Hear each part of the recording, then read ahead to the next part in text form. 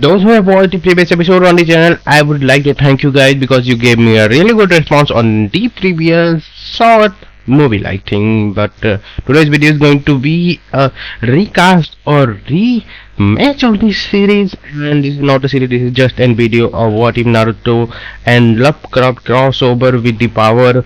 Naruto become the prince of skirts, so obviously he has much more power here and it's going to be a much length compared to the previous one, and I really like this version of Naruto X Lovecraft crossover. So crossover actually. So have your fun, and if you have not subscribed the channel yet, turn on the bell icon after subscribing the channel, because I am sure you don't want to miss out any awesome videos which will be coming out soon. So let's begin. Zeradol had just moved onto his ship the Void Seeker when he felt the psionic power across the. It was like a great force rolling across the universe. He had been visiting Shakura's before, now continuing on his self-assigned vigilant watch out for dangers to the Protoss.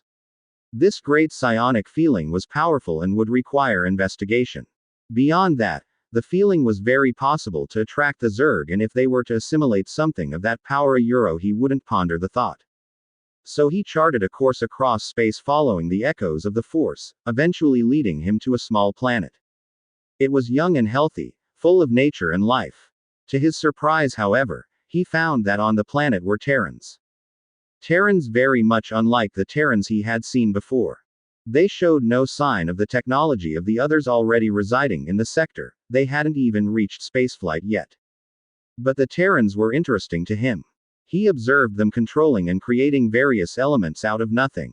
There were those who were skilled in the use of fire, manifesting great balls of fire, and then some who enhanced their bodies with lightning in order to extreme shows of speed and agility.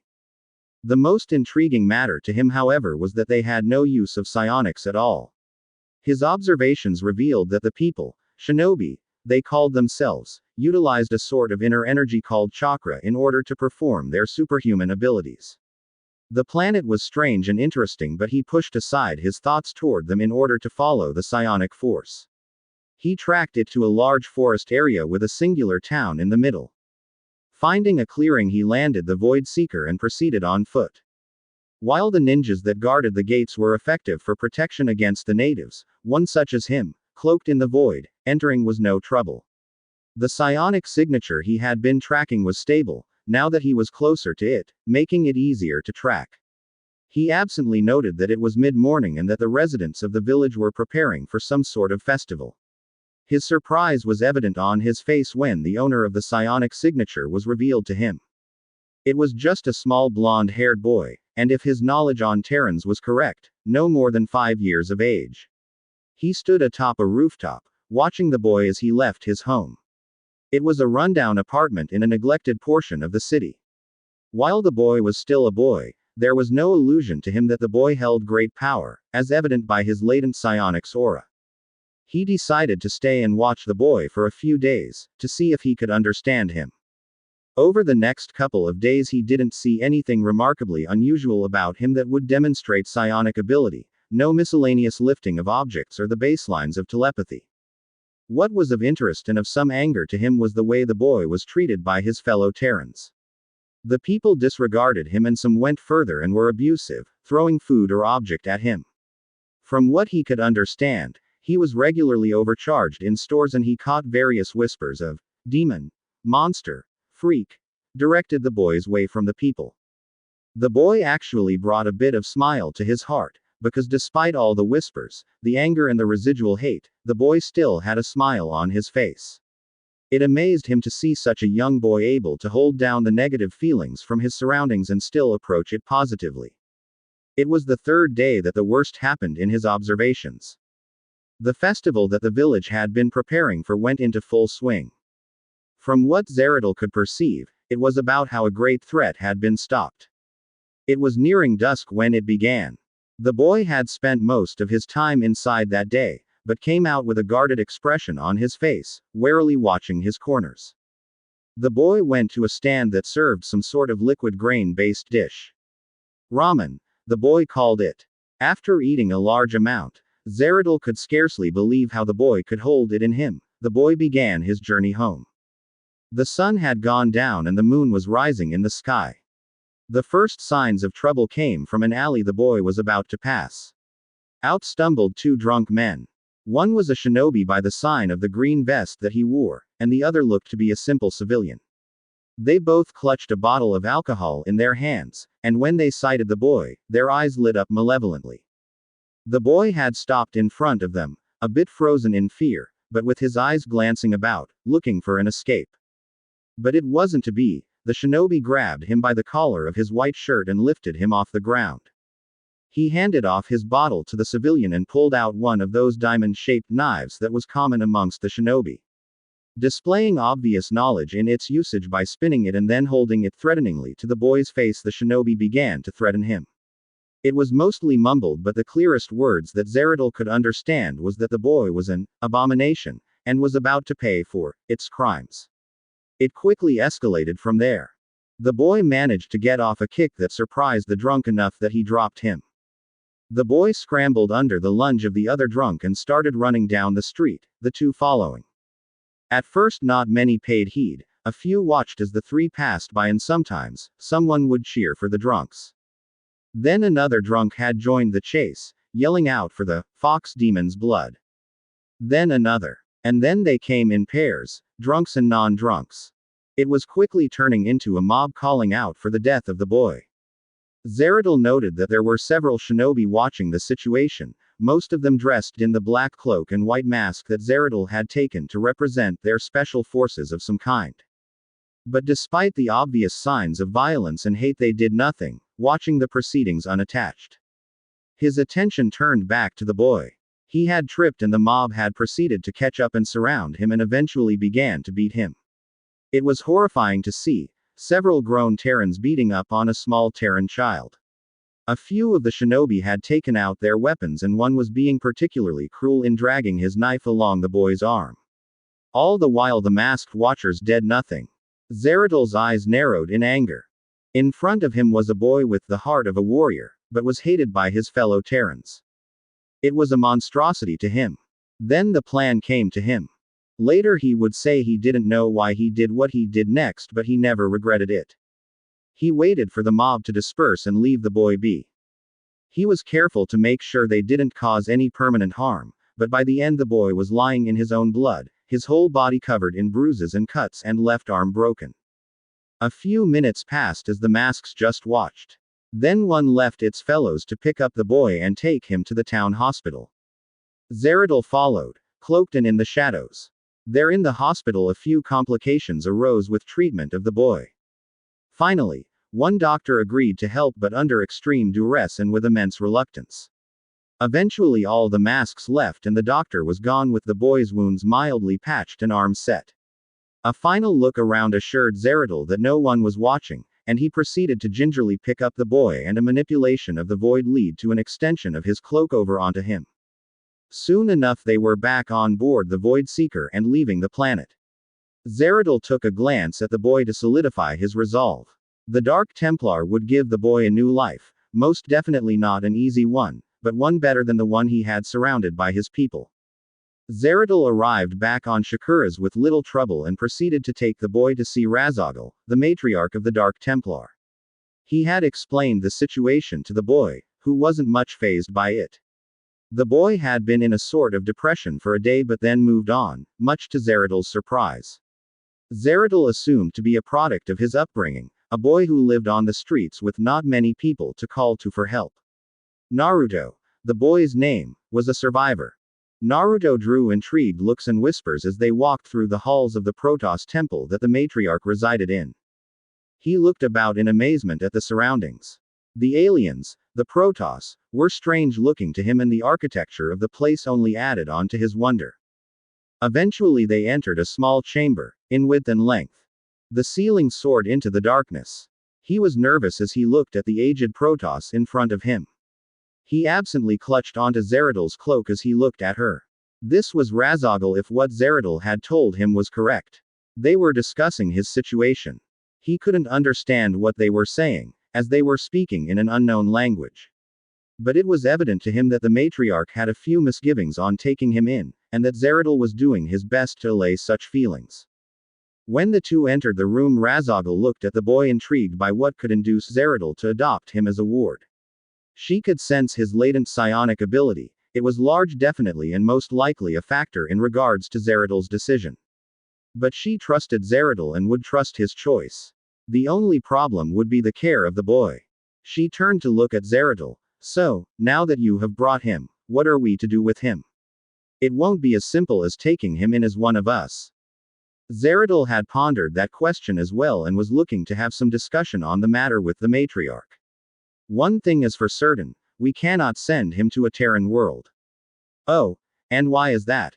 He was hated and despised by his fellow Terrans on his home world, and the Terrans are distrusting of us Protoss in general. They would not do well to taking a child under their care if we gave him to them. Razagal began pacing about the room, mind in thought. He won't be able to live with us, not as he is. Terrans have different basic needs than us, and we cannot provide those needs just for him. I cannot take him with me long on my travels either. I will be unable to provide a stable place for him to grow. She ceased her pacing and moved to stand back in front of the two. How about we come to a compromise then? Shakura's and other Protoss planets are livable for his kind. He would simply have to learn to take care of those needs on his own. Why don't you take him for a year or two and teach him? Give him the tools in order to survive and make decisions for himself. When it comes time, give him the choice of where to go from there. We cannot decide his life for him, but we can give him the choice at a better life. Zeradal nodded at her words. That is an agreeable solution. We shall be on our way then, and I will speak to you again. You as well, Zeradal. With that, the two departed the room and made their way back to the Void Seeker. Zeradal explained to Naruto the decision along the way. Naruto, while still a child, found the decision reasonable. So that means I can call you sensei then. Zeradal, with his understanding of the Terran language, understood that to mean teacher. Yes, Naruto, you may call me sensei. For the next 2 years, Zeradal took Naruto under his wing. He taught him various academia such as language, art, history, and mathematics. He showed him various worlds and taught him of their inhabitants. From the mighty Ursidons on Kaldir to the vile Zerg that were age-old enemies of the Protoss. Naruto was taught to fight, but it was quickly found that the bulky gauntlets the Protoss wore in order to wield their Sai blades wouldn't do very well on him. So he was taught to fight with the warp scythe a few Dark Templar favored. It was a staff that formed 2 scythe blades, one on each end of the staff and with them facing opposite directions. Beyond looking up to Zeradal as simply a teacher, Naruto began to see him as a surrogate father. Zeradal didn't know how to respond to such feelings and initially put him off from that, but as time passed he began to see Naruto as a son and they began to refer to each other in such context. Soon enough it came time to make a decision, and Naruto decided he wished to fight as a Templar, and so they went back to Shakura's where Naruto would undergo his training. The year in Terran reckoning was 2499. Zeradal quickly left after leaving his son to learn the ways of the Templar in order to investigate a psionic call sounding out from Char. For the next 3 years Naruto would join the Templar forces and fight alongside the Kalai Protoss forces in their hunt for the Raj and Kalis crystals, and for the first time, fighting against his own Terran brethren. He wished to join the remaining Protoss forces in their work in the Brood War but was ordered by the matriarch to stay on Shakura's. His whereabouts were lost during the Battle of Talamantos and Kerrigan's kidnapping of the matriarch. He wasn't heard from again until the retrieval and subsequent death of Razagal. Zeradal faced the Queen of Blades defiantly, warp blade humming and ready for combat. At his feet, he had carefully lain the body of his matriarch. He strode forward ready to do battle. But the next words that came from his enemy were surprising and horrifying. I shall let you leave this place. Besides, I have already taken your honor, and that which you now hold most dear. On Char, the year is 2502. Kerrigan walked confidently and arrogantly across the creep toward a pulsating green chrysalis. It was near complete. She could feel the torrent of psionic energy that was the being inside. Just as she was the Overman's greatest creation, so was this to be her greatest creation. Her clawed fingers gently caressed its glowing green outer skin. She turned to the spider-like Zerg next to her. Abathur, is he ready? Yes, sequences are fully joined, and the beast within is subdued. The subject should be waking up currently. The chrysalis seemed to respond with the pulsations happening more rapidly and more intensely. The two backed up to give the resident its space for waking. The being didn't so much as break open its shell, as it erupted from the shell. It started as a single claw-like appendage that poked its way through the chrysalis at the top and then began to cut a single straight line down. The appendage then retracted and Abathur and Kerrigan began feeling the growth of psionic power. The chrysalis exploded and a great figure emerged. He, for it couldn't be anything but a he, stood at a tower 7 foot tall. Its muscles were thick, not small and compact like those of a runner, and not big and thick like those of a wrestler. His shoulders, torso, and legs were covered in a thick ridged carapace with ends near the knees, and shoulders have nasty spikes. Its color was a sort of light brown. His visible skin was a deep purple. His fingers were now deadly claws that could be retracted to reveal fingers covered in a glove-like carapace. His face had maintained its human features but for the skin taking on a more dark green coloring. Instead of his once vibrant blonde hair, he had short leather-like tendrils that only reached halfway down the back of his head. From his back sprouted wings of a bone-like material, very similar to Kerrigan's own wings. Finally, bright blue eyes now glowed a nuclear orange. He took a knee, with his outstretched wings pulling in closer as he bowed his head in subservience. I have awakened my queen. I live to serve. The queen gave a fierce smile as she looked upon her work. This was magnificent. He would be her champion, one to strike fear into her foes, her son. Rise then, my prince, rise so that you may be my weapon and bring death and terror to my enemies.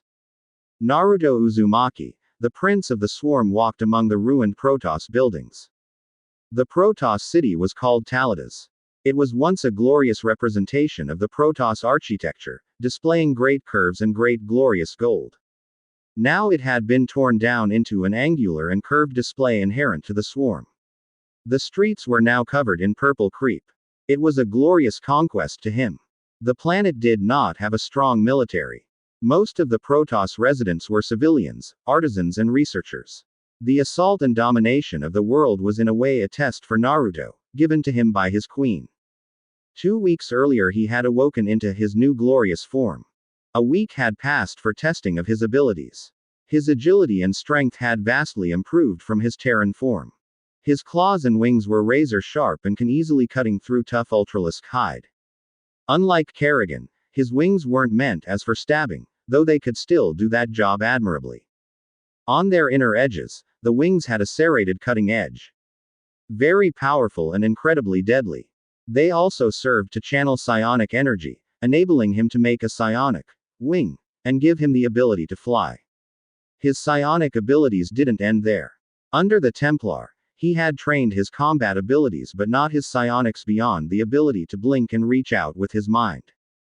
But under guidance from Kerrigan his abilities skyrocketed. He could call up giant storms, infuse objects with kinetic energy, create great swaths of psionic fire and crush and dominate other minds.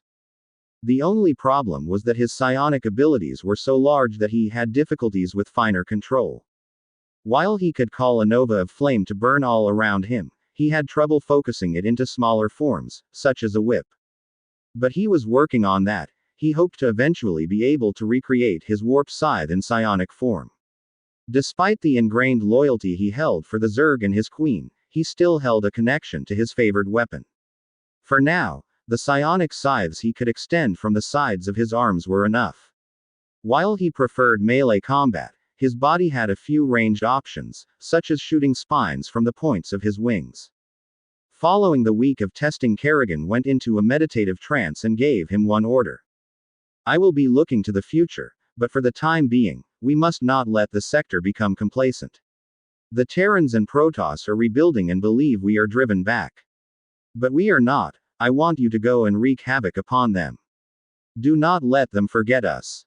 He then spent the next 3 days talking about her commands with Isha and the brood mothers. Because he was newly introduced, there was some negative thoughts on his abilities to lead. It was decided that he was not to lead the whole of the swarm. It would be impossible, some parts of the swarm already had assigned projects. Instead, he was to develop his own force of the swarm, an elite force. A group bred for combat and conquering. The brood mother Karzan let him take command of her brood and become his second in command. From there his campaign of conquering began. He decided to start small. Which is why his first target was the planet of Taladas. The brood arrived and conquered in 3 days. There was little trouble as the people weren't expecting a Zerg attack. The defenders had of course attempted to contact the Protoss fleets, but it was to no avail. They did not have enough psionic ability to reach the fleets, and what transports they tried to send out of their warp gates were successfully stopped. A last attempt to escape by the ship that had brought the Protoss to the planet was stopped by Naruto himself. Naruto stood in the Nidus worm upon the Leviathan, ready to assault the Protoss ship. The great Zerg space creature let out a psionic confirmation that they were in place. He closed his eyes to focus and then slowly opened them, letting loose his command to send the worm forward. And rocket forth it did, slamming first through the shields and then through the metal hull. Light greeted him when the worm opened its mouth. He stepped out to see the carnage. The worm had wrecked the room. Metal shards and bars scattered about, and the Protoss that were in the room when the worm hit were laying on the floor, dazed. One was already getting up, however. His form of dress and the large gauntlets on his arms designated him as a zealot. The zealot stumbled to his feet and took one look at Naruto and growled out, "Zerg." He didn't leave room for an answer and charged towards Naruto, psi blades thrumming with power. Naruto blocked the downward slash from the zealot's left arm with a psionically covered wing and caught the zealot's right wrist before he could finish a thrust. He stared directly into the zealot's eyes, with a grin on his face. The zealot in turn stared back with fierce determination. Faster than the zealot could react, Naruto's left wingtips, all three, plunged into the zealot, one in the gauntlet, causing the psi blade to disappear, another through his shoulder, and the last one through his thigh. His right wingtips followed, mirroring the other, lifting the zealot aloft in the air. Holding his stare, Naruto dived into the zealot's mind, tearing from him the knowledge of the ship. The zealot's mental screams did nothing to discourage him, and he soon had a complete mental map of the ship and its quarters. In a bloody finale, he tore his wings out, tearing the Protoss's body to shreds and letting its pieces drop to the ground. The Zerg prince looked about, basking in the bloody glory, with a grin on his face and his eyes burning with an orange flame. He looked at the remaining Protoss scattered about. They were all civilians, and their reactions to him differed. Some were defiant whilst others clearly showed fear. He disposed of them quickly and bloodily. Mentally he commanded the Zerg forces he had left on the Leviathan to join him through the Nidus worm and then proceeded to clear out the rest of the ship. The remaining Protoss forces on the planet continued to fight valiantly, but in the end they fell as well, consumed by the never-ending swarm. Taladas would be the first planet to be conquered by Naruto, the prince of the swarm. For the next 2 years, Naruto would continue his conquering, assaulting spaceships, planets, and above all else, placing the fear of the swarm into everybody. It was not as if he didn't have his own setbacks, however. While on a moon outside on the outer edge of the Koprulu sector, Naruto met his estranged father. Naruto pondered the various Xel'Naga imagery in the temple before him. The temple was rather random, being located on a snowy moon on the outskirts of the Koprulu sector. It didn't hold much significance, and he could scarcely imagine why the Tildarim would come to protect such a place but for their fanaticism. Momentarily he felt a presence though. It was within the range he could usually feel someone, and he could tell that the person was hiding. But the unusual part was that the unknown person was hiding in the void, meaning it was a Dark Templar. Imagine his surprise when he recognized the psionic signature. It was his father. A cruel smirk found its way upon his face.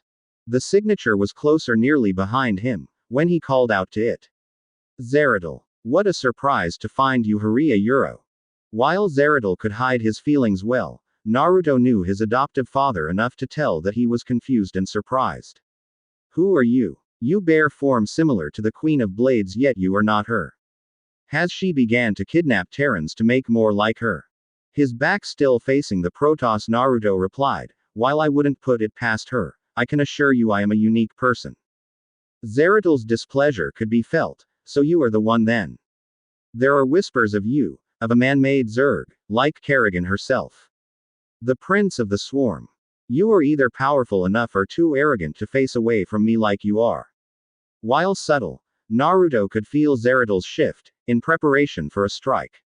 His smirk became wider, he was enjoying this. Ah, but it's been so long. Since I've seen you. I wanted to savor this moment. Father. Slowly, and with dramatic nature, Naruto turned around to face his father. There he was, dressed in all his finery. The dull gold gauntlet and shoulder plates set with a green gem, and that old ragged purple cloak. He nearly burst out laughing at the horrified and surprised look on the Dark Templar's face. The Templar's voice spoke volumes with its trembles. Naruto Ayuro Sashi did take you and turned you to her side. Well, father, what will you do? Now that I have truly become a monster. A demon. Can you do it? Will you kill your own son? Naruto's voice had that echoing layer to it that mocked Zeratil. Why do you kill? You can turn away from the path. You're strong enough to do so, Naruto. A murder of worlds is not what you are. You would take me back. As I am. You know this cannot be reversed. I am Zerg. I am a part of the swarm. I am Her Majesty's prince. What a foolish Protoss you are. A deep sigh emanated from Zeratil. Very well, I can see she has you ensnared just as she did the matriarch. It is sad and I will commit this deed with a heavy heart, but I will have to kill you. For what it's worth, I'm sorry, Naruto, son. Naruto's orange eyes lit up in rage. You believe you can kill me, old man? I am strong. I have power. You can't even touch me. A psionic flame twisted and shaped itself in his hands until it formed the same shape as the warp scythes of the Dark Templar. He charged, scythe over his shoulder ready to strike. The blade collided with Zeratil's own in a downward strike, the radiant force from it pushing Zeratil down and cracking the ground. A complex maneuver forced the scythe out and Zeratil moved in with a straight thrust toward Naruto's torso. With great speed and agility, Naruto managed to maneuver the scythe back and deflect the warp blade to the side. They continued to duel. Naruto, for whatever pride he held as a Templar or some unknown reason, still only continued to fight with his flame scythe. But, Naruto had not refined the flame scythe technique, leaving the flame scythe brittle and easy to break. It was a mix this and Zeratil's own experience and skill that trumped Naruto. A powerful horizontal slash had Naruto attempting to block with the shaft of the scythe. But the force of the blow caused the flame to lose its form and blast both combatants backward. They stood about 10 feet apart with flames nipping at their sides. Naruto flexed his wings and let loose a volley of spines from their tips. Zeratil dodged a few and then disappeared in the black mist that signified his blink. The sixth sense contained by warriors alerted Naruto to dive to the side as Zeratil descended, warp blade ready to thrust. While Naruto was still far from perfect in his control of psionics, he could do a two-shot, as he called it. A simultaneous mental and kinetic blast accompanied an outthrust hand toward Zeratil. The mind thrust traveled faster than the wave of kinetic energy, causing Zeratil to focus on ridding himself of that. By the time he had done so, the kinetic wave was upon him and it threw him back, so he collided with one of the many columns dotting the temple. Unbidden, a psionic connection formed in Naruto's mind. The only one who could do such a thing was his queen, and so he listened. Hold, my prince, I have plans for that one. Leave him be. While confused at the reason, Naruto did not hesitate in replying, yes, my queen. Naruto focused his gaze upon the Zeratil that was picking himself up off the ground with his warp blade still ready. I must leave, father. Have fun with you investigations. I look forward to seeing you again. Naruto then pulled himself into the void and disappeared in a black cloud, demonstrating the same technique Zeratil had performed earlier. Zeratil's sad voice went unheard in the silent sanctum of the Xel'Naga temple. My son. I'm sorry. Beyond his encounter with Zeratil, he found himself at odds with Rainer's raiders a few times on some Terran planets. They didn't seem much of a problem to him at first, but they quickly became an annoyance and he made preparations to end them, but the Queen sent a command to let them go. Besides his conquests, he began to communicate more with the fox that inhabited him. At first the fox had refused to cooperate with him, with the fox's only demand being to release it from the damned seal.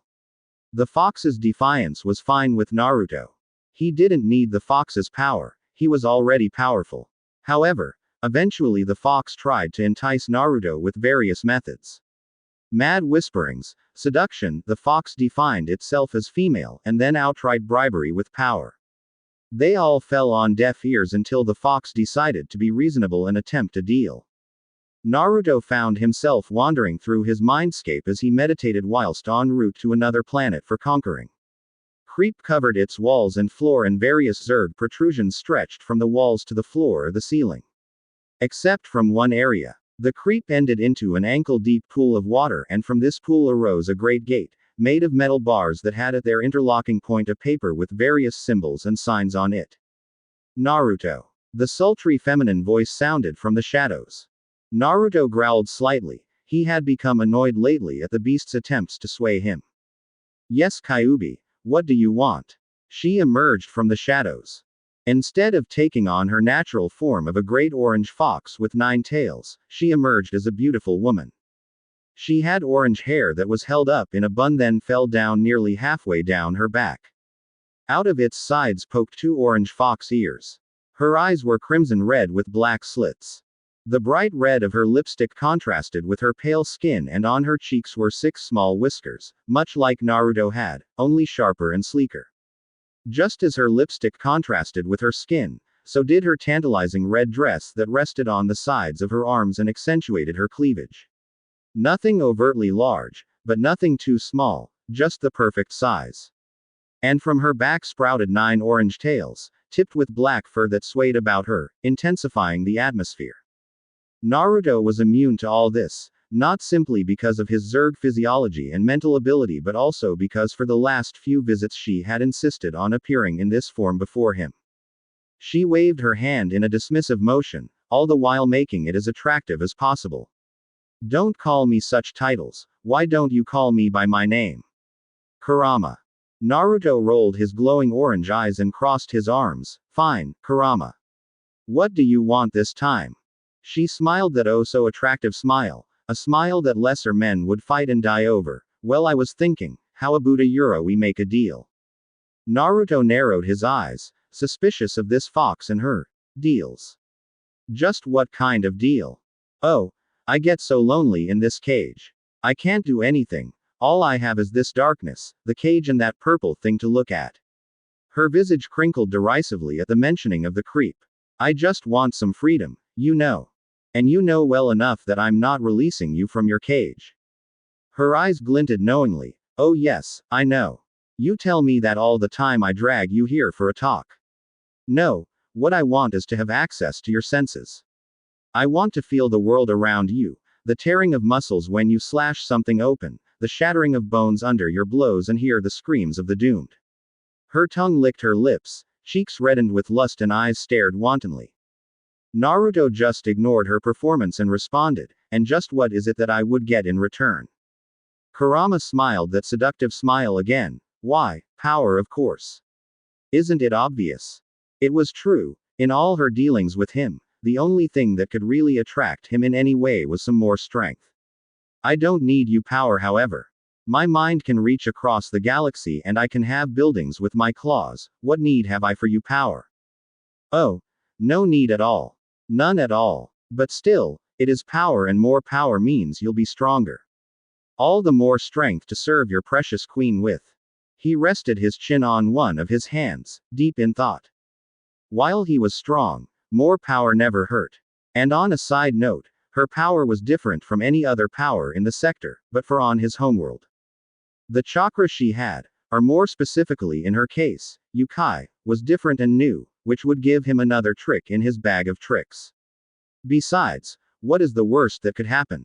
If push came to shove, he could fight back, and in the unlikely event that she overwhelmed his mental abilities, his queen would defeat her easily. In the end, it would make him a better servant for the swarm, for his queen. For the swarm and for the queen.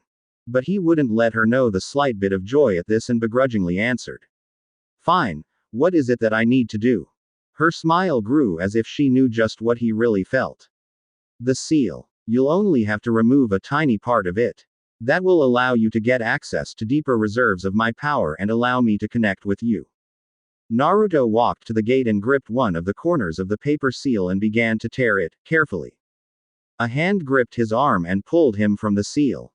Instincts ingrained in combat across several worlds called for him to twist his way out of the hand's grip and hold a wingtip up to the throat of his attacker. His orange eyes stared into the bright blue of the man he towered over. He wore clothes much in the way of those from his home. A white cloak had emblazoned on the back in kanji, 4th Hokage. His blonde hair was held up partly by a blue headband. On the blue headband a metal plate had a spiral leaf emblazoned upon it. The two spoke no words between each other, one staring in interest and the other staring in confusion. The splashing of water and a screech from behind broke their silence. Kurama had leapt forward, gripping the bars of her cage. The fury on her face ruined the perfect look she had been trying to create. 4th Hokage. You. Come here so I can tear you to bits. Naruto looked at her as if she was a speck of dirt. Be quiet, you. He psionically conjured an invisible wall that prevented her sounds of anger from reaching the two of them. He turned back to the man in white. Now, who are you? I am the 4th Hokage. And you area Euro no. You can't be. The man was greatly confused. He had hoped to see his son. But instead he sees this a Euro thing. Yet, it looked familiar. In its face he could see features of Kushina, but that ended there with the tendril hair, wings, carapace and skin color. Naruto did not remove his wing from the man's throat. The 4th Hokage. That was something from his homeworld, wasn't it? It had been a long time, he wasn't sure if he remembered. My name is Naruto, and now you will tell me what you're doing in my mind before I rip you to shreds. From her anger, I believe that Kurama would be glad to devour your bits. The Hokage looked struck. Naruto a Euro, but wait a Euro, what is your surname? Namikaze. Naruto found himself being annoyed more by the man in front of him. Who was this Hokage to ignore his demands? He decided against lashing out in rage, it would do him no good.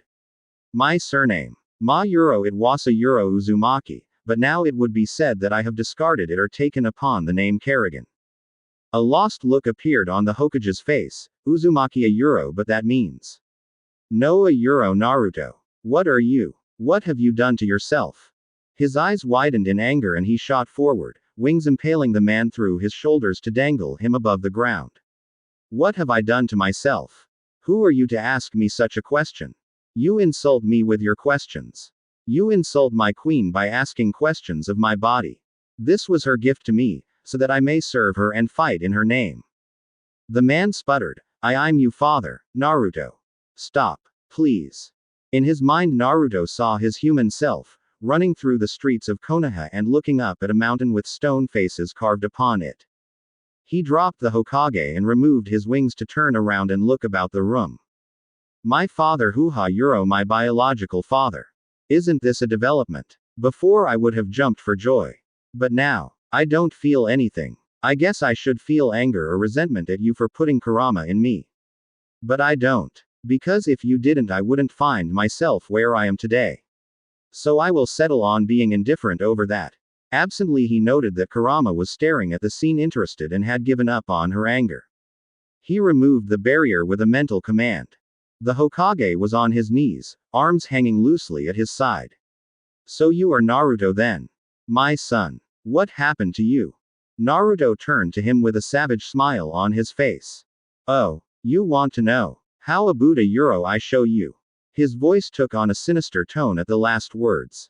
Immediately he latched onto the Hokage's mind and forcibly downloaded snapshots of his life in his brain. The Hokage stayed there, kneeling as he watched the information in his mind. His facial expression changed from anger, to confusion, to joy and then ending on horror. As the last of the snapshots broadcasted in his mind his face fell. Tears could be seen dripping from his face. Naruto. Son. I'm sorry. I'm so very sorry. The same smile still adorning his face, Naruto stalked over to his face-down father and gripped his chin between his claws to raise his father's face. What? Do you pity me? Don't. Naruto let go and turned his back to his father. He began walking. This is glory. The Zerg have made me anew. This form is power. I have strength and purpose. What more could I ask for? I can kill with a flick of my mind. I conquer worlds and wreak terror upon my enemies. Don't pity me. He turned back around, arms and wings out wide. Don't be sad for me. Be happy. For through your actions, you have loosed upon this galaxy one of its greatest beings. Now, where were we? He snapped a claw in the air. Ah yes. It's time to finish this seal work. He walked past his father to the gate preparing to once again remove the seal. Quote. No. His father said in a low voice from the ground. Naruto still heard him and turned. Oh, and what will you do about it, father? His father struggled to get up and move his arm, but managed to reach into a pocket and pull out a tri-pronged kunai. No matter what you have faced, you still can't release the Kyuubi. No matter if you can control it or not. I will not let you release such a dangerous creature. The Hokage unsteadily got into a combat stance. Naruto simply raised an eyebrow in response. So you want to fight? Well, I don't feel like it now. So, a mental flexing of psionics gripped the Hokage so he wasn't able to move. He struggled against the invisible force. Now, since I'm feeling generous, I'm going to give you to Kurama. She looks like she's absolutely hankering for some meat a la Hokage. The Hokage's eyes widened when he noticed that Kurama had foregone her female form for that of the giant fox she was commonly seen as. And she looked positively feral. Unable to speak, the Hokage could only struggle against his invisible bonds as Naruto pulled him closer. Naruto turned to look at Kurama. We'll finish this some other time, but for now, I think you and him have a lot to talk about. With his psionics he reached into the Hokage's mind and severed his mental synapses that allowed for him to move. He could still feel, however. He then psionically tossed the body and arms through the cage and left his mind, leaving Kurama to have her fun. A few days later Naruto returned to the mindscape, absently noted that there was nothing left of the body and proceeded to tear off part of the seal. The results were interesting to say the least.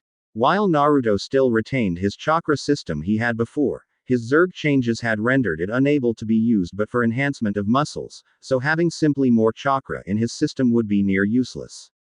Instead Kurama channeled the Yukai so that it grew Naruto another addition.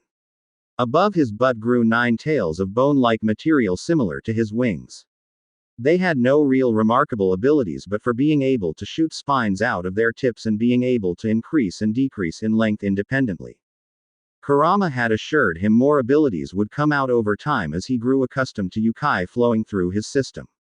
Currently, if he was to attempt to use a Yukai-based ability it would burn him and leave him feeling sick.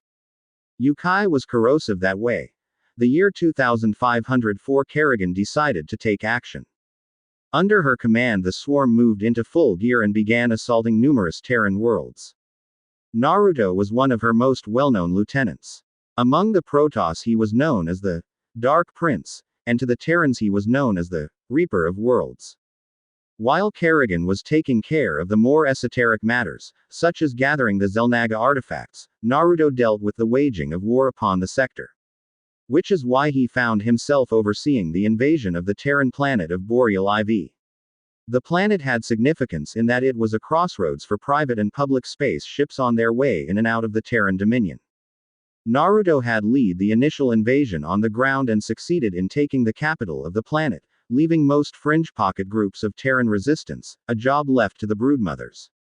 Now he was in the chamber he designated for his meditation and practice of psionic control. He reached out across several light years of space to touch the mind of his queen, requesting new orders. He felt that light confirmation, a barely perceptible feeling almost like someone brushing up against his arm. The conquest of Boreal IV is finished, my queen. I will be leaving the Brood Mothers to proceed with the cleanup of the remaining Terran resistance. He opened up his mind to reveal the proceedings on the planet, allowing her to make her own opinion. You do good work, my prince. For now, continue your conquest in the sector. The Terran Dominion should be greatly weakened. The fools believe that they can assault Char. I will be showing them the error of their ways. Your will be done, my queen. I shall contact you once I arrive at my next destination. The comforting psionic presence of his queen receded from his mind. Naruto awakened from his mental trance to the comfortable feeling of his throne. It was an amalgamation of creep and carapace. To his left was a wall of Zerg flesh that was clear, allowing for Naruto to witness the splendor of space. To his front and right was the brood mother Karzan, marked by the trademark orange stripes of Naruto's brood. Realizing that Naruto's attention was now upon her, she spoke. Prince, do we have our destination now? Yes. Set our destination to Kalis V. During the warp flight to Kalis V, Naruto pondered the war so far. Several planets had fallen to the fangs of his forces. He was doing his duty to the swarm and serving his queen. But yet he didn't feel satisfied. He longed for a fight of worth. Nothing he had faced so far save his father and queen could match him in combat. He found himself simply disposing of squads of his enemies with a mental crush, like ants beneath his heel. His brood couldn't be stopped, not with him leading it. Perhaps he would partake in the next invasion on his own, to add to the challenge. It was then he felt the severing of the connection. It was a great psionic scream rolling across the galaxy, and it hurt his ears. He recognized the voice for who it was, his queen, Kerrigan. It was not only him that felt the feeling. So did his brood, and it held negative consequences. The warp field that the Leviathan held up in order to traverse space became ruptured and then lost. Outside in space, the view shifted from the stretched view that was warp space and back into normal space. The damage didn't end there. The Leviathan had come back into normal space, no longer moving at FTL speeds, but it still was moving fast enough to be considered sublight. The sudden change in speed and resultant internal damages led to the failure of the Leviathan to hold itself together. It and every Zerg upon it soon found themselves entering the atmosphere of a planet they had come out of space near. Atmospheric entry was not easy upon the Zerg space vessel in its damaged shape. It was shedding bits and pieces as it came crashing down. Even various Zerg creatures such as Zerglings and Hydralisks found themselves flying out of open corridors. Naruto clenched onto his throne to keep himself from being thrown about while Karzan dug her claws into the floor. What felt like minutes ended roughly and jeeringly, tossing Naruto and Karzan about the chamber. They recovered quickly enough. The chamber they were in had mostly survived impact. The visible wall had been burned away, but the rest of the room was mostly intact but for some wet puddles and spots that represented the Leviathan bleeding internally. Naruto reached out to his brood to feel what remained. To his disappointment and happiness, he found a few drones and Zerglings had survived. It struck him ironic that the only Zerg to rebuild his brood were the weakest Zerg. He sent a command to them to burrow until they were needed. The first thing that was required was for him to get an understanding of his surroundings and find a spot to begin a hive colony. Karzan, come, we must scout our crash area. He stood impetuously and walked off without even looking back. Karzan made a simple acknowledgement and followed him out the space where the visible wall once was. From the outside, the Leviathan was badly damaged. Some portions of it had been completely ripped off, and Naruto could sense that it was just staving off death, waiting for a final order from its master. There was no further use for it, and so Naruto gave it the order to die. Naruto took a look around the crash site. The area was a brown rocky clearing in comparison to the hills that surrounded it. On descent, the Leviathan had impacted a mountain, as the rocky mountain next to the crash site had a part of it that showed signs of a crash. The mountain would be a good area for him to get the lay of the land. He ordered Karzan to watch the crash site while he took to the skies, his psionics forming a semi-tangible layer between his bone wings. Atop the dusty mountain, he surveyed the land. The area they had landed in was mostly dry, full of rocky canyons and crevices to the north and west. However, to the south and east, the rocky land met a large forested area. The forest area was an odd area. From his distance, he could tell that the trees that made up the forest were large. While he had seen large trees on other worlds, large trees were a rarity, rather than the trees present on this planet that were large as the norm. The border between the rocky landscape and forest confused him further. There was not a gradual shift from rock to tree landscape, it was an immediate change. It was unnatural and therefore artificial, which meant that there were residents on this planet. Naruto reached out with his psionics to feel for these people. Given time, he could feel out the whole planet, but for right now, he only wanted to know his immediate neighbors. There were numerous population centers in any direction, but most were small areas, probably to be classified as mere towns. To the east there was one that stood out, and to the south was another. To the northwest there were two, but both were larger than the other two to the east and south. He could feel a few individuals approaching from the northwest, most likely to check out the crash area of the Leviathan. Careful psionics that he had learned over the years allowed for him to approach one of those individuals and read its mind. It was a she, and a Terran, which initially made him fear, because if the Terrans were alerted to his presence on this planet, it would mean trouble. Despite all his power, his brood was still weak and nowhere close to recovering from the shock of the crash. He quickly got over the shock when he delved deeper into her mind. She made no reaction, as expected of someone without psionic ability or training. He discovered that the Terrans were shinobi and on a mission from their Tsuchikage to investigate the crashed object from space. His luck had turned, very slightly, because these were a people without space flight, but more importantly, his old people. This was his home world that his father had rescued him from. He would have to capture these shinobi investigators in order to learn more of the current situation of the shinobi nations. Then a mind wipe with implanted memories would put them on their merry way. Now, to confront them. Akira and her teammates Kenta and Masahiro were moving at a leisurely pace on their mission. The three wore the typical Iowa uniform, the red long-sleeve shirt under a brown leather vest. They were in no rush to complete their mission. The object they were investigating was just something crashed from space, likely nothing but a rock, besides they were in Iowa territory. The crash may have been near the border with Kusa and Taki, but those two were minor villages that wouldn't attempt an investigation into Iowa territory for fear of reprisal from Iwagakure. The only likely danger would be a bandit group, but the three Iowa nin were all Chunin. Bandits were easy prey for even genin. In the end there was nothing to fear from some space rock, not bandits and not enemy ninja. Kenta was going on about alien invaders. But he was always a bit cracked in the head. Aliens didn't exist. However, she couldn't rid herself of that nagging feeling that something was watching them. It had begun about an hour ago, just a tingling in her head, and was gone a few moments afterward. From there came that usual ninja paranoia. They were taking a path through some interconnected canyons toward the location of the crash. A corner was in front of them, and she knew that around it was a clearing of sorts, with two separate canyons splitting off and a cave opening up. She raised her hand in the signal to stop. I've got this feeling. Something's over there. Might just be a panther, but either way, keep your eyes sharp for trouble. Her teammates gave her affirmative nods and she took point again. Around the corner she went. Something moved and then she saw darkness. Akira and her teammates were now back on their way through the canyons, their mission accomplished.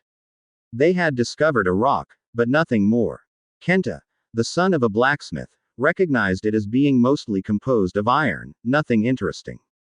It was time to return to Iwagakure and turn in their report. Yet, despite herself, something nagged at the back of her mind. Naruto watched the three ninja leave. They had proven no trouble and left without suspecting a thing. It was perfect. Nothing was really prevalent across the nations, but for the rumors that Konoha was weakening and that they had lost their Jinchuriki and the upcoming Chunin exams in Konoha. His lips curled into a smile at that thought. The rumor was true, and now that said Jinchuriki had returned, he had plans for the world. Plans of world domination. Regardless, such plans would have to wait. A hive cluster would need to be set up. His thoughts turned to his brood mother. While he had been away and interrogating the Iowa ninjas, the brood mother had decided to do her own survey of the land, a smaller, more in-depth survey near the crash site in order to find minerals and a good spot for a hatchery.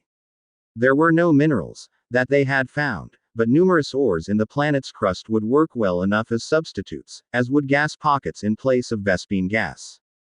It would take more work and be less efficient, but it was needed in order to get the Zerg colony underway. After listening to the brood mother's report, Naruto had ordered her to set up the hatchery at the bottom of a crevice. Surprisingly, the bottom of the crevice was not thin, it was wide and had acceptable amounts of space for the beginnings of a colony.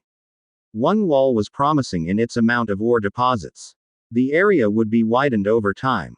The remains of the Leviathan were used to jumpstart the colony. 7 months passed and the colony was coming together well. The bottom of the crevice had seen its size doubled and tripled as the amount of Zerg increased. Numerous drones were moving back and forth from their duties.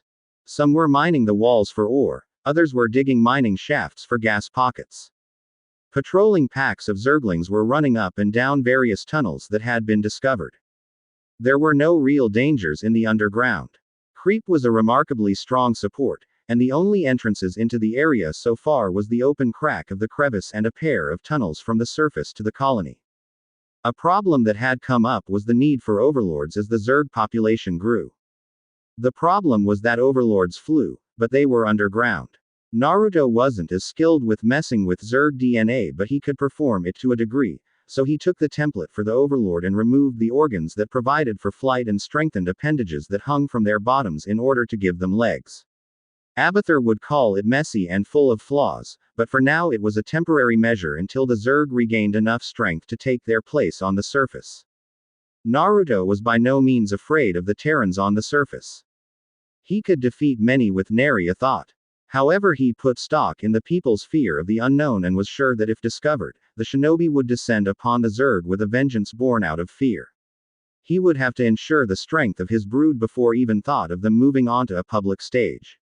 One troubling thought in his mind though was that he had yet to connect back to the Queen.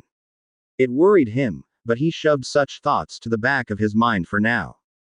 The fox had been rather quiet for the past few months, as if in deep thought. It made no difference and so Naruto let her be. Right now, the thought on his mind was if he should investigate the upcoming Chunin exams in Konoha. It would be interesting to see what had become of his village, and for the swarm, he could watch for those with unique bloodlines and skills to be used by the swarm. He remembered the existence of the Hyuga, people with eyes that could see chakra and in 360 degrees. A useful skill that would be for many of his Zerg. However, he would be entering a shinobi village, one that despite its rumor of being weak, was still one of the strongest, and it would be difficult to sneak in, especially with a form such as his. It was the prodding of Kurama that pushed him to make his decision. She granted him the ability to shape-shift if he would go. The shape-shifting would cover his appearance, but Naruto did feel that she was giving a bit for too little. She was scheming something, but what a euro he couldn't understand. Such thoughts were put behind him as he called Karzan to him. Watch the brood for now. Focus on expansion and development of our forces. I will be returning in time and will remain in touch psionically. Karzan gave him a subservient nod and he was soon off to see his old village. Sarutobi shuffled the papers in his hands, looking down on them with a particular burning look. Oh, how he wished he could simply burn it all. But they contained important information and documents. Normally, paperwork wasn't too much of a trouble for him, but the Chunin exams were approaching, which brought along an untold amount of difficulties. Security for one. Security against foreign ninjas spying for secrets, security to protect foreign ninja while they were in the village, security for his own village, and security for visiting dignitaries. Worse, Jiraiya had also made reports that Orochimaru was doing something. Where his former student was involved, was usually something dastardly. And that was just the tip of the iceberg. It was only made more difficult by the rumor, truth, floating around that Konoha was without its Jinchuriki. That thought brought him to Naruto. The blonde-haired youngster with the bright blue eyes and smile on his face. A smile flitted onto Sarutobi's face, then immediately off as he recalled the boy's disappearance. He trusted the boy to remain safe that night, as he usually was. While the village held a distinct dislike for him, they usually expressed their hatred in the form of glares and isolation. Admittedly, the village at the time had been feeling much tenser at the time, which would explain the mob that developed. He remembered the sight of Naruto's bloody beaten body in the hospital. It had brought a sadness into him and then subsequently a rage at the perpetrators. It didn't help that most of the doctors weren't in the mood to help. He had ordered the criminals to be taken into custody. The civilians had their financial assets seized and forced to spend a harsh jail sentence. The ninja involved, Leaf Ninja, he reminded himself, had, in addition to the civilian punishments, seen reductions in rank and time spent with Ibiki in torture and interrogation. However, it still did not mitigate the trouble that came from Naruto. Or rather Naruto's disappearance. After Naruto had been settled in the hospital and the doctors gone on to other patients, he had taken his Anbu for a small discussion. After, he had sent one back, Kakashi, to watch over the child and make sure no other difficulties occurred. Imagine his surprise when Kakashi had come back near immediately saying that Naruto had vanished. The following investigation led to two major outcomes. 1. Naruto had been kidnapped. There were no footprints on the floor that matched Naruto's, but there was something that was unknown. Naruto was as well in no condition to leave on his own. While most of the wounds he had received were minor and healing due to the Kyuubi's and the boy's own bloodline's influence, Naruto still had been deeply unconscious and showed no signs of waking. It was highly unlikely that they had changed in the few minutes window for the boy to be taken. Which led him to point 2, village security was dismal.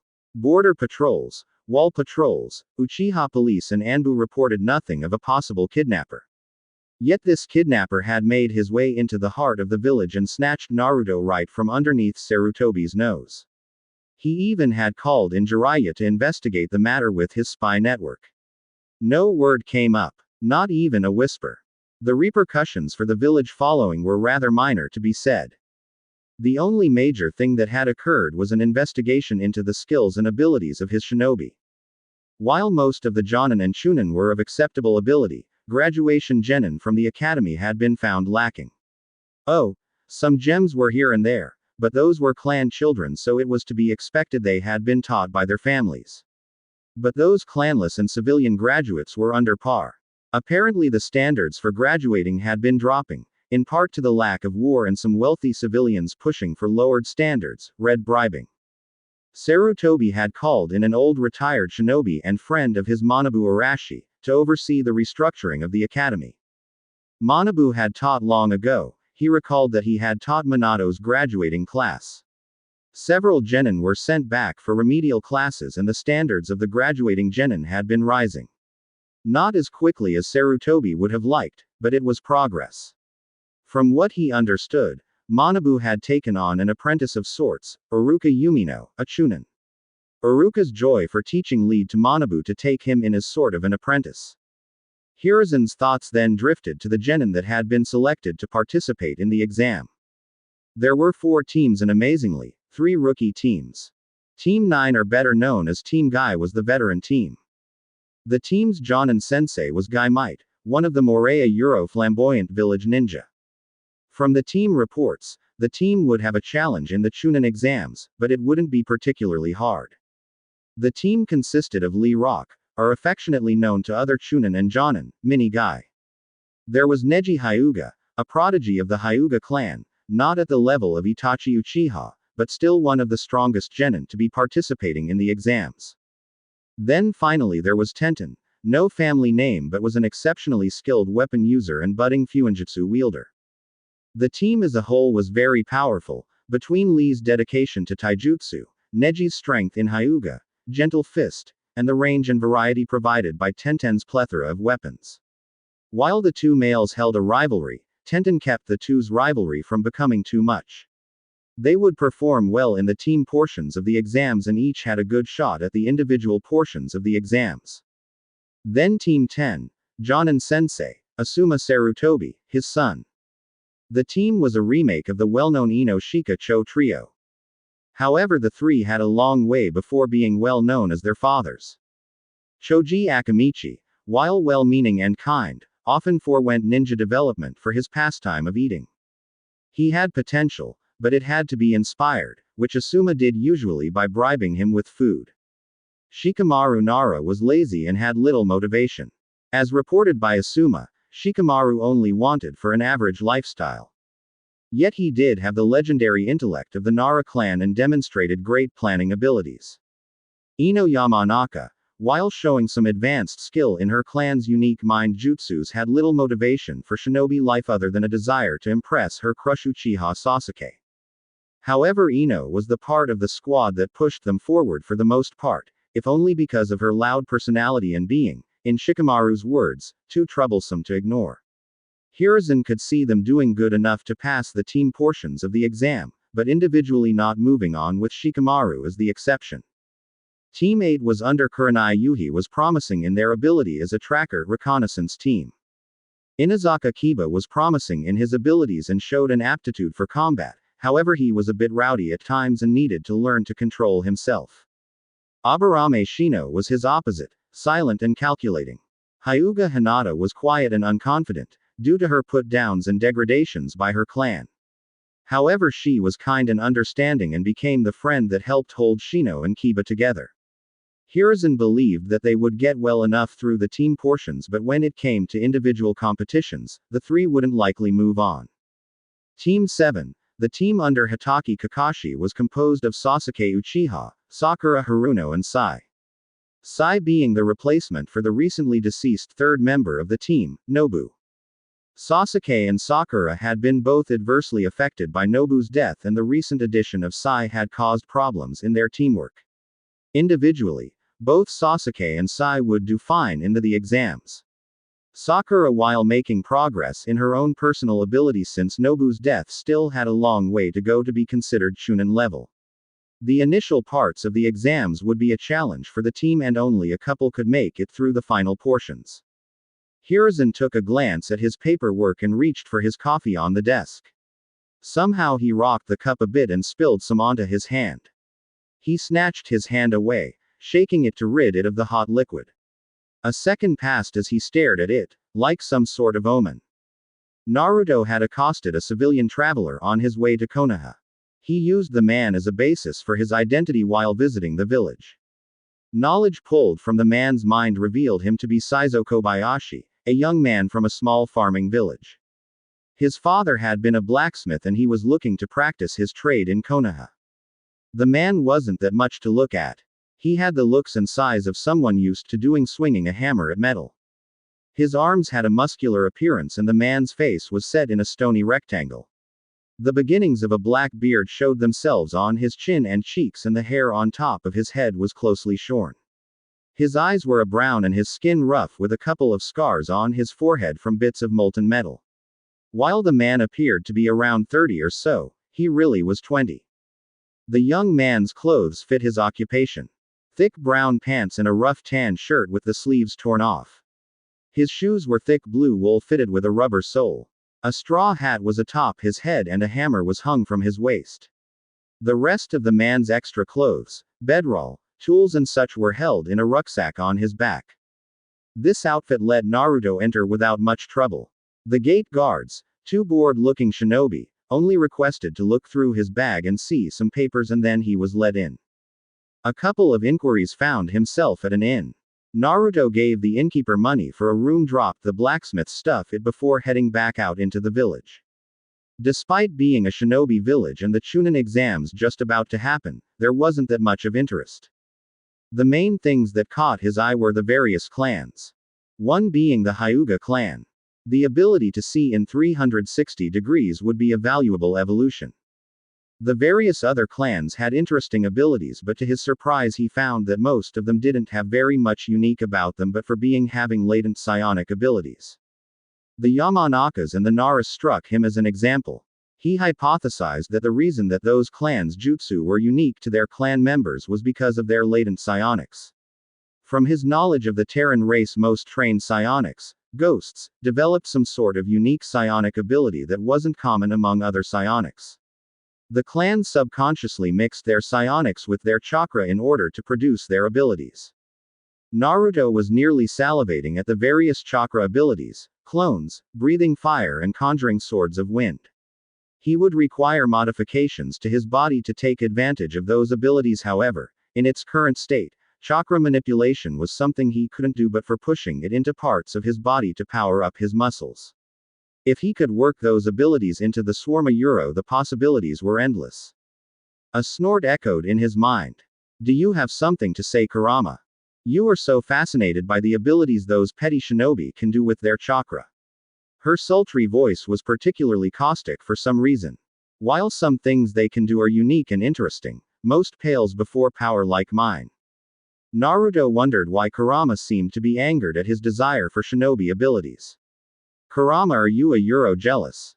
Pa. Of course not. It is simply that you show interest in the weak shinobi abilities when you have my immense power simply waiting at your fingertips.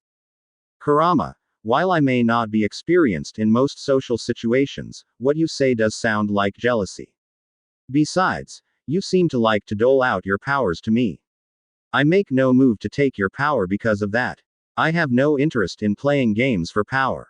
Naruto felt the mental equivalent sigh from Kurama. Fine. I just won't give you any more of my power if you don't want it then. Now, since we are in Konoha, why don't you kill some people? They did after all hate you. Naruto smiled at her request. I'm sure we'll find someone to kill.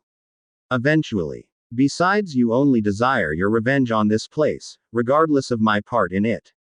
You shall have it, as will I, sometime. The fox cut the mental connection between the two and Naruto took notice of his surroundings again. He was on a dirt street, on one side being a park and the other a row of buildings. There seemed to be some sort of a scuffle going on. There were 4 people down the street. One was a blonde female wearing a close-fitting kimono of sorts and had a large fan attached to her back. Across from her was a pink-haired girl wearing a short red dress. Next to the blonde girl was a guy wearing a full-body suit that made him look like a cat of sorts. He held off the ground a short kid wearing an obnoxiously long scarf. Off to the side there were 2 others attempting to hide their presence. They were both watching the other 4. One had weirdly shaped black hair and the other was a redhead. The 6 were all boring but for the redhead. For some reason Naruto felt something familiar in him. No, a familiar energy signature. It was a Euro Yuki. That would mean the boy was a Jinchuriki, like he was. It was of no real significance unless he could remove the demon from the boy. Naruto raised his hand to his chin in thought. He could take him and find a way to do so. It would bring unbidden attention to him however.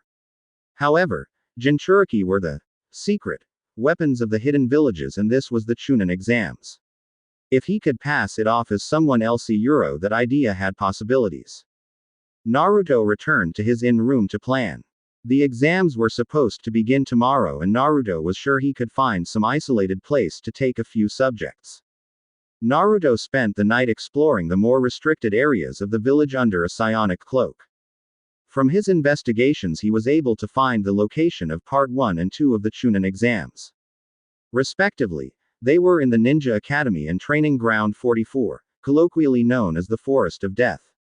The third exam location wasn't hard to find, he had discovered it during the day, as it was apparently tradition to hold the final portions of the exams in the large stadium in the middle of Konoha. That meant the ideal time for him to kidnap subjects would be during the second exam in the middle of the forest. A portion of his investigations were spent observing the ninja participating in the exams. He went mostly undetected as he was hiding himself very minimally and the ninja who were most alert and skilled ended up catching a glimpse or some equivalent of him. It wouldn't matter much, since they would write him off as simply a spy, they were ninja after all. He was mostly interested in bloodline ninja, since their abilities were tied to their genetic essence, thereby making it easier to incorporate it into the swarm. It wasn't a problem of that he couldn't use those ninja who were skilled by their personal development and creativity rather than their genes, but he was limited in how much subjects he could take and the ease of which they could be incorporated into the swarm. The process for integrating trained abilities would take time and resources that were better spent in building up his current brood. Naruto would revisit the thought of trained abilities later. The list of ninja he had so far to be taken would be the red-headed Jinchuriki. Naruto had learned his name was Sabaku no Gaara, Hinata Hyuga, a timid weak girl, and Sasuke Uchiha, an arrogant child. A small enough group that would be easy enough to incapacitate. The only real trouble would be taking the Jinchuriki, because he didn't know how easy it would be to separate the mind of the bijou and the mind of the child. Worst, that sand defense of his was automated by the bijou so Naruto wouldn't be able to simply cut of the child's legs and arms to prevent him from fighting back. So it was that Naruto found himself meditating in a cave in the Forest of Death waiting for the exam participants to arrive. Being Zerg, he had little need for sleep and so waited in the sheltered cave he had found. According to the information he had found, the first exam was a written test, which he had little doubt his targets would fail. Each of them were smart enough to do so, despite personal failings such as insanity, arrogance and shyness. Therefore it did not surprise him when he felt their psionic signatures arrive outside the forest and sometime later enter. A grin crept onto his face. The hunt was on. His first target was arguably the easiest and quickest. The Hyuga girl and her team were leaping through the forest when he came upon them. Apparently the Hyuga had her Byakugan on and had spotted him, calling her team to a stop and to create a defensive perimeter in his direction. The dog of the tattooed boy was looking in his direction nervously, and the emanations that Naruto could feel from the long coat-wearing boy's insects held a note of caution and fear. It was understandable. While they didn't know exactly what he was, they could feel Naruto's presence, in a sense. It was a nature thing. The bugs and the dog being closer to understanding nature than humans, they could feel his Zerg nature in the form of him being the top predator. The strongest at the top of the food chain anywhere. Their owners would undoubtedly have a portion of the feeling of being prey. Naruto did not particularly feel like fighting, and definitely not fighting with a weak group of ninja, so he reached out with his psionics for the minds of the bug boy, dog boy and dog. One by one, they fell unconscious and Naruto left a fake memory in the dog boy's mind. That of a quick image of a generic ninja wearing the headband of Kumogakure. When they came to, the boy would report that he had seen so, and the village of Konoha would look to Kumo as the culprit of the kidnapping of Hinata Hyuga. The Hyuga girl looked at her comrades in shock and anguish as they dropped to the ground like puppets with their strings cut before she felt the air move. In front of her was that man she had spotted in her Byakugan and prepared herself for a fight. Whoever you are, you will pay for what you did to my team. Hinata had been trying to pull herself together ever since she had become a genin, and while she did show some small signs of confidence in the form of being a mediator in her squad, she still hadn't been able to rid herself of her damnable stutter. Worse, she was extremely nervous by the appearance of this man who had no defining marks or symbols upon his person. The next sight she saw shook her to the core, however. Naruto let his body shift back into its original form, complete with bone wings and tails. His lips curled into a smile. To Hinata, he appeared to be some sort of crazed villain. Hinata Hyuga, whatever so-called punishment you wish to exact on me will not be happening. If you would, please come with me quietly. Hinata's first reaction at seeing the form of the man-monster was terror and shock. She knew it wasn't an illusion, else her Byakugan would have seen through it. She managed to conquer her fears only slightly before he attacked. She could barely track his movement with her eyes. He moved in a blur, 1 second about 20 feet away, then right next to her. Something poked her neck and she felt tired and sluggish. Half a second later she had collapsed to the ground, unconscious, and by the strength of the formula Naruto had used, unconscious for at least the next 3 days. While it was a bit indulgent, seeing the fear in her eyes at the sight of his true form had brought a bit of joy to his heart. It was something that he had enjoyed on his conquests throughout the sector. The horror and terror in the eyes of the weakling Terrans as the Zerg descended upon them. He shifted back into his disguise and rearranged the bodies of the boys and dogs so as to make it appear they had been quickly dispatched non-lethally by physical means. Then he hefted the Hyuga onto his shoulder and carried her back to his cave. Absently he noticed one of bugs on the shade-wearing boy crawling on his shoulder.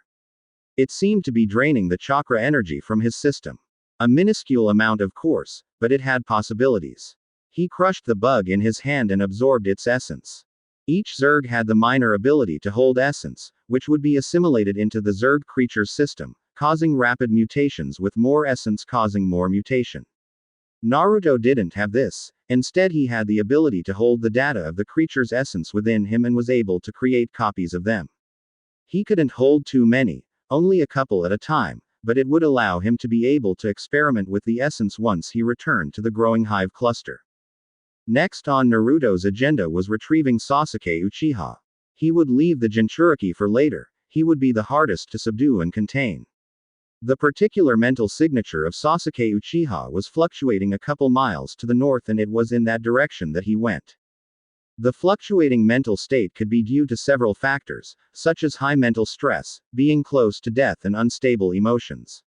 None of these really mattered to Naruto.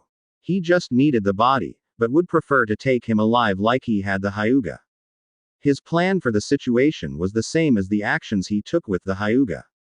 Quick incapacitation with a mental suggestion that they had been ambushed by Kumo Nin. Kumogakure had a rather unhealthy interest in getting as many bloodlines as possible, or so the gossip went. At Sasuke's location he found it to be mostly a clearing with a few cleverly hidden traps. 3 ninja with music note headbands stood across from a pink-haired girl holding a kunai in a defensive position. The 3 were watching her in a lazy, almost annoyed manner. Behind the pink-haired girl was his target +1. The 2 were laying, obviously unconscious. That did not explain Sasuke's mental state, but Naruto did not care and so passed it off. Naruto sat back to watch what would happen. If they were to kill each other, then that would save him work. The music note wearing ninja with the black spiky hair began to move forward to assault the girl until the strangely dressed one held his hand up. Wait, Zaku. He began to pull up various bits of grass and move stones in a calculating manner. Naruto could tell that he was finding some of the booby traps. The stones are overturned, the dirt is moved and grass doesn't grow here. You're not good at this, are you? This is a pitiful excuse of a booby trap. The ninja was wrong. Naruto had seen the more hidden trap that had behind the obvious trap. Since we don't have any use for the girl, kill her. The 3 leapt forward to finish her off. A large log came swinging down, the secondary trap hidden behind the obvious one. While it was a good idea, the ninja with the metal piece of equipment on his arm simply blew the log to pieces.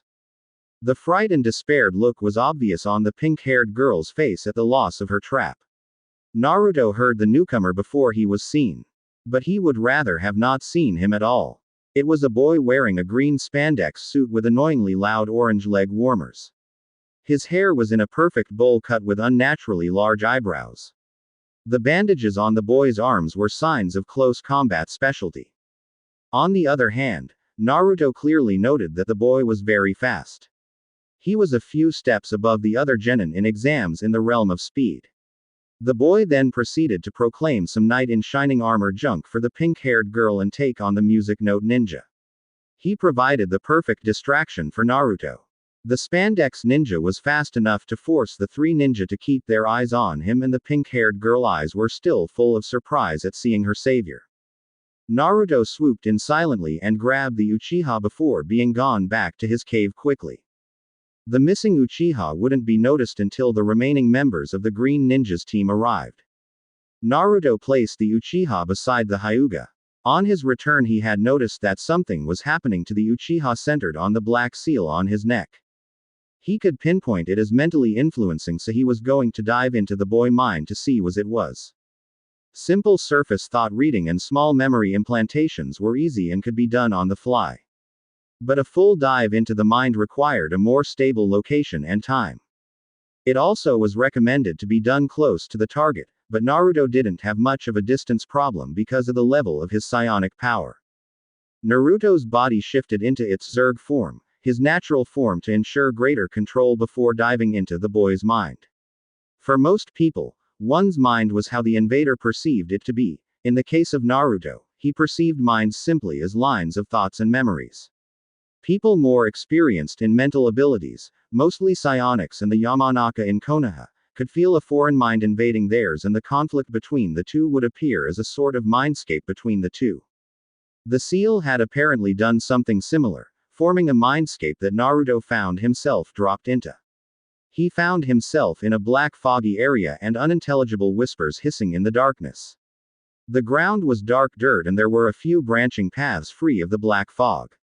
Judging from what Naruto believed the seal was doing, the darkness was the seal's corruption and the clear path areas the bits of the Uchiha's mind that remained untouched. Naruto spent a couple minutes wandering through the clear areas. The paths were clearly leading him somewhere, so he walked resolutely past the encroaching darkness. Eventually, the darkness faded some and he was in a large circular courtyard of sorts. On a small bench was the Uchiha, laying back as if sick some. But what caught Naruto's interest was the snake man right behind the bench whispering in the Uchiha's ear. The man had the upper body of a human and the lower body of a dark purple snake, and from behind him emanated the hazy black corruption. Neither of them noticed Naruto enter the area. He decided to make his presence known by speaking. While what you're doing is interesting and all, and I wouldn't mind dissecting it, I can't have such a disgusting corruption festering in the body of my prize. So Snake, you can either let me kill you quickly, or you can try to fight and I'll still kill you quickly but with more pain. The Uchiha rolled his head to look at the source of the voice. His eyes widened at the sight of Naruto. To his mind, it appeared to be some sort of screwy angel, where instead of fluffy white wings, were thick bony-like wings and purple skin covered in a scary-looking carapace. He didn't know what to say and as such left his mouth open to gape at the sight. The snake man, or the mental imprint of Orochimaru that he left in the seal, looked at Naruto with anger and a slight bit of amusement interest. The creature before him obviously was built very well and engineered for combat, which would surely aid him in the creation of new bodies in his quest for immortality. But he was angry because some interloper was hampering his attempts to turn the Uchiha. He, unlike the Uchiha, spoke in a snake-like voice. Your prize. Ha! Little Sasuke-kun will be coming with me. After all, I have everything he could want. Naruto gave a slight chuckle in amusement. It's not a matter of who's going with who, but rather that I am forcibly evicting you and taking the Uchiha for myself. Now, as I said, you can either let me kill you or struggle and die all the same. Orochimaru hissed and lunged around the bench at Naruto. Naruto simply stared dismissively at him. While the snake man would obviously give him some challenge, he wouldn't in this mental arena. In such states as this, despite all the fancy mindscape abilities, it was still a battle between two different minds, and Naruto had some of the strongest mental psionic capabilities while this man was just a fragment of a whole. So he stared at the lunging snake before grabbing him by the throat and piercing him straight through the chest and snake body with his wings and left claw. The fragment's face looked on in anger before fading away. The black corruption did stop spreading, but it did not regress, causing Naruto to sigh to himself as he began the process to remove the darkness from the boy's mind through forcible memory removal. Before he did so, he looked at the wide-mouthed child still watching him from the bench. Go to sleep, Uchiha. Next time you wake, you won't be here. The Uchiha looked defiant for a second before complying.